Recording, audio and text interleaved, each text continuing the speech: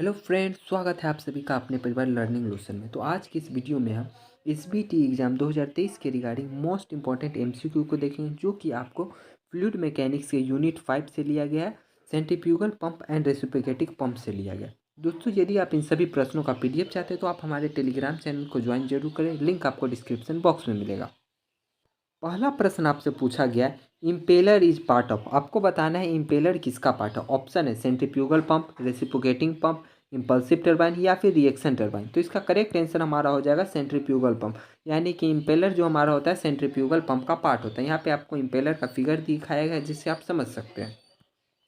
प्रश्न नंबर 2 में आपसे पूछा गया है, which of the flowing pump refer for flood control and application. आपको बताना है कि फ्लड कंट्रोल में हम लोग कौन सा पंप का उपयोग करते हैं। सेंट्रीफ्यूगल पंप का उपयोग करते हैं, एक्सियल फ्लो पंप का उपयोग करते हैं, मिक्स्ड फ्लो पंप का उपयोग करते हैं या फिर रेसिप्रोकेटिंग पंप का उपयोग करते हैं। तो करेक्ट आंसर हमारा हो जाएगा सेंट्रीफ्यूगल पंप का हम लोग उपयोग करते हैं। प्रश्न नंबर 3 में आपसे कहा गया है, अ pump is a device which convert, pump device है जो कन्वर्ट करता है मैकेनिकल एनर्जी को हाइड्रोलिक एनर्जी में, या फिर हाइड्रोलिक एनर्जी को मैकेनिकल एनर्जी में, या फिर नन ऑफ दी अबव। तो पंप हम लोग का मैकेनिकल एनर्जी को हाइड्रोलिक एनर्जी में कन्वर्ट करता है। अब जरा देखते हैं ये कैसे कन्वर्ट करता है। तो पंप में हम लोग मोटर के द्वारा पावर देते हैं, यानी कि मैकेनिकल पावर देते हैं, जिससे कि हमारा पंप वाटर को पंप करता है, यानी कि बोले तो हाइड्रोलिक एनर्जी देता है, जिस कारण से हम लोग कह सकते हैं पंप हम लोगों का मैकेनिकल एनर्जी को हाइड्रोलिक एनर्जी में कन्वर्ट करता है।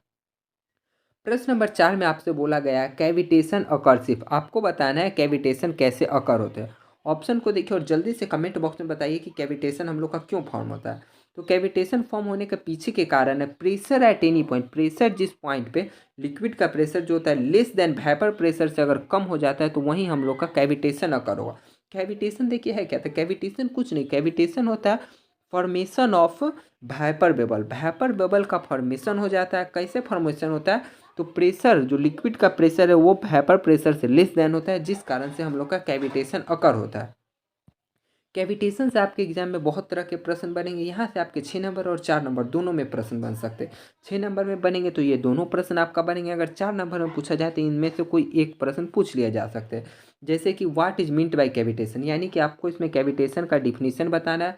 और सेकेंड में बोला गया है, state the effect of cavitation and precaution against cavitation. यहाँ पे आपको बताना है कैविटेशन का इफेक्ट, कैविटेशन का इफेक्ट क्या हो। तो कैविटेशन का इफेक्ट होता है कि हम लोग का जो उसमें जो पंखी लगा हुआ था, यानी कि वैन, वो हमारा डैमेज हो जाता है, यानी कि मेटालिक सरफेस डैमेज होगा, जिस कारण से फॉर्मेशन, अगर वाटर बबल वहाँ पर फॉर्मेशन होता है तो आवाज़ भी करता है और वाइब्रेशन भी होता है, यानी कि नॉइसी होगा और वाइब्रेशन भी प्रोड्यूस करेगा, जिस कारण से हम लोग का पंप है उसका एफिशिएंसी भी डिक्रीज हो जाएगा। और बात करें प्रिकॉशन की, तो हम लोग प्रिकॉशन में क्या करेंगे, तो प्रिकॉशन में हम लोग कुछ नहीं, हम लोग कोशिश करेंगे कि जो लिक्विड का प्रेशर है वो वेपर प्रेशर से कम ना होगा। जैसे ही कम होगा तभी हमारा कैविटेशन होगा, और कैविटेशन होगा तो डैमेज कर देगा। तो हम लोग कोशिश करेंगे कि वेपर प्रेशर से हमारा प्रेशर ना कमे। और दूसरा हम लोग क्या करेंगे, तो उस पर हम लोग कोटिंग कर देंगे, ब्लेड पे हम लोग कोटिंग कर देंगे। क्या कोटिंग करेंगे, तो एल्युमिनियम का कोटिंग कर देंगे, या फिर ब्रॉन्ज का कोटिंग कर देंगे, या फिर बोले तो हम लोग स्टेनलेस स्टील का कोटिंग कर देंगे, जो कि कैविटेशन रेसिस्टेंस, जो कि कैविटेशन को रोकता है। प्रश्न नंबर 5 में देखिए आपसे क्या पूछेगा। प्रश्न नंबर 5 का रहा, overall efficiency of centrifugal pump is the ratio of, आपको बताना है ओवरऑल इफिशियंसी सेंट्रीफ्यूगल पंप का हम लोग कैसे कैलकुलेट करते हैं, वो किसका रेशियो है। तो ऑप्शन को देखिए और बताइए। ऑप्शन ए में कहा गया output power of the pump to the input power, तो यही हमारा करेक्ट आंसर। ओवरऑल इफिशियंसी निकालने के लिए हम लोग पंप का आउटपुट पावर को डिवाइड करते हैं इनपुट पावर से, यानी कि overall efficiency is the ratio of output power of the pump to the input power of the pump. अब दोस्तों आपका ओवरऑल इफिशियंसी से यहाँ पे देखिए किस तरीके से एग्जाम में क्वेश्चन बनेंगे। एग्जाम में यहाँ से आपके 6 नंबर और 4 नंबर दोनों में प्रश्न बन सकते हैं। 6 नंबर में आपको पूछ दिया जाएगा कि डिफाइन दिस टर्म, आपको इस सभी टर्म को डिफाइन करना रहेगा। मोनोमेट्रिक इफिशियंसी, ओवरऑल इफिशियंसी और मोनोमेट्रिक हेड। यदि दोस्तों आप इन सभी प्रश्नों का आंसर नहीं जानते तो आप कमेंट करिए, इसका पीडीएफ हम आप लोग को टेलीग्राम चैनल पर प्रोवाइड कर देंगे, या फिर इस पर एक हम वीडियो भी बना देंगे इंपॉर्टेंट प्रश्न पे। और दोस्तों, अभी तक आपने हमारे इस चैनल लर्निंग लोशन को सब्सक्राइब नहीं किया तो सब्सक्राइब करिए, ये आपके एग्जाम के लिए बहुत हेल्पफुल होगा। यहाँ पे हम सभी सब्जेक्ट के एमसीक्यू का डिस्कशन करेंगे और सब्जेक्टिव प्रश्न का भी डिस्कशन करेंगे, जो कि आपके एग्जाम में मोस्ट इंपॉर्टेंट होंगे। अब दोस्तों हम लोग अगले प्रश्न पे चलते हैं। अगला प्रश्न में आपसे बोला गया है, in a centrifugal pump static lift mean, आपको बताना है सेंट्रीफ्यूगल पंप में स्टैटिक लिफ्ट का क्या मतलब होता है। सक्शन लिफ्ट होता है, या फिर डिलीवरी लिफ्ट होता है, या फिर सम्मेशन of suction lift and delivery lift, या फिर सम्मेशन of suction head and delivery head. तो इसका करेक्ट आंसर हमारा हो जाएगा सम्मेशन of suction lift and delivery lift, यानी कि ऑप्शन नंबर सी हमारा करेक्ट आंसर हो जाएगा। अब जरा इसको फिगर के थ्रू समझ लीजिए। क्या बोला? Static lift. स्टैटिक लिफ्ट क्या होता है? तो सम्मेशन ऑफ सक्शन, सम्मेशन ऑफ ये हमारा सक्शन हो गया, और डिलीवरी जहाँ पर डिलीवरी करना, इन दोनों के सम को ही हम लोग स्टैटिक लिफ्ट कहते हैं। आई होप कि आप लोग अच्छे से समझ गए होंगे। अब दोस्तों जरा हम देखते हैं सेंट्रीफ्यूगल पंप से आपके 6 नंबर में कैसे एक प्रश्न बनेंगे। 6 नंबर में प्रश्न ये बनेगा कि draw and explain the working principle and component part of centrifugal pump. यहाँ पे आपको सेंट्रीफ्यूगल पंप का फिगर बनाना होगा, उसे एक्सप्लेन करना होगा, और कंपोनेंट के बारे में भी बताना होगा, और इसके वर्किंग को एक्सप्लेन करना होगा, तब आपके 6 नंबर मिलेंगे। ये आपके एग्जाम में एक बार पूछा जा चुका है, इसलिए आपका मोस्ट इंपॉर्टेंट है। अब चलते हैं हम लोग अगले प्रश्न पे। अगला प्रश्न आपसे पूछा गया, for a small capacity centrifugal pump is the impeller made of. Small capacity के लिए हम लोग सेंट्रीफ्यूगल पंप के इम्पेलर को किस चीज़ का बनाते हैं? तो इम्पेलर को हम लोग किस चीज़ का बनाते हैं? तो हम लोग ब्रॉन्ज का बनाते हैं, यानी कि ऑप्शन नंबर सी हम लोग का करेक्ट आंसर हो जाएगा। प्रश्न नंबर 8 में आपसे पूछा गया, the foot valve of centrifugal pump self. Foot valve centrifugal pumps में हेल्प किस चीज़ के लिए करता है? तो प्राइमिंग के लिए हेल्प करता है, या फिर removing of fogging particle from liquid into the suction pipe, या फिर स्टॉपिंग द पंप, या फिर नन ऑफ दिस।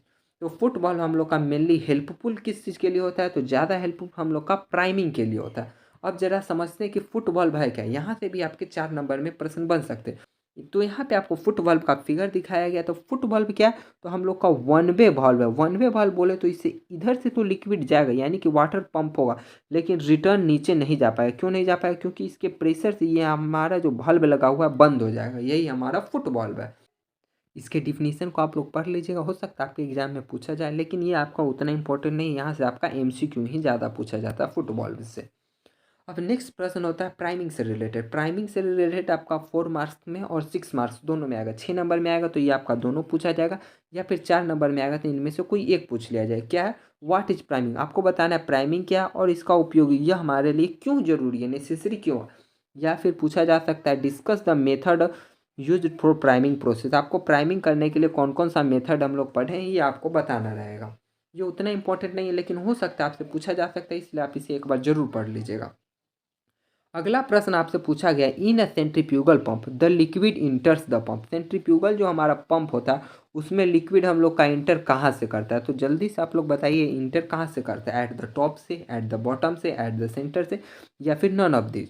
तो फिगर को देखिए और जल्दी से कमेंट करिए। तो सेंट्रीफ्यूगल पंप में हमारा जो लिक्विड इंटर करता है वो हमारा सेंटर से इंटर करता है, यानी कि बोले तो सेंटर से इंटर करता है, यानी कि ऑप्शन नंबर सी हम लोग का करेक्ट आंसर हो जाएगा।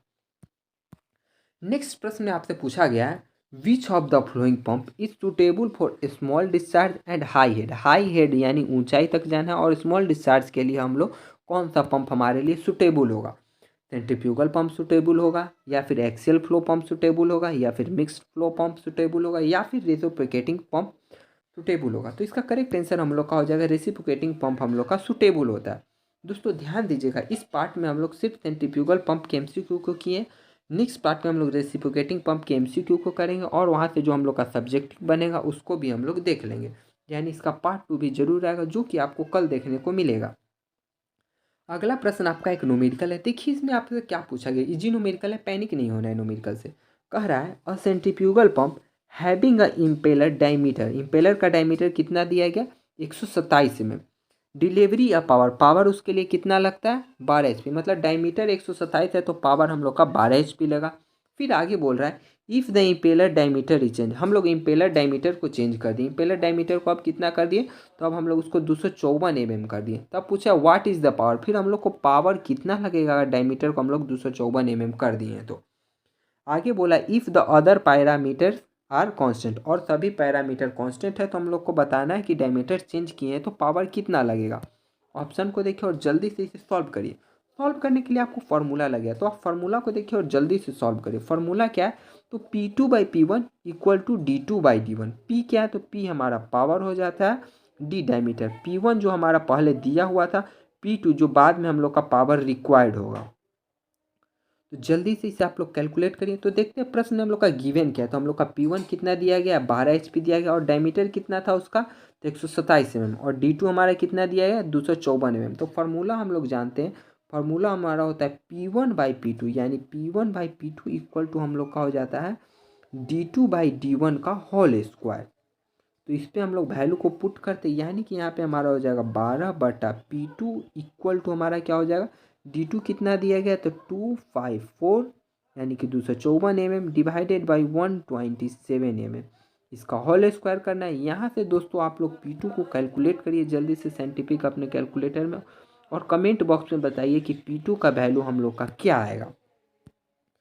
आई होप कि आप लोग इसे जरूर सॉल्व किएंगे और कमेंट जरूर करिएगा। दोस्तों आज का वीडियो आपको कैसा लगा यह भी आप जरूर बताएं, और आगे आप किस टॉपिक पे वीडियो चाहते हैं यह भी हमें ज़रूर बताएं। जिस सब्जेक्ट या फिर जिस भी यूनिट से चाहते हैं आप लोग कमेंट करिएगा, उस टॉपिक पे आपको अगले दिन वीडियो देखने को मिल जाएगा।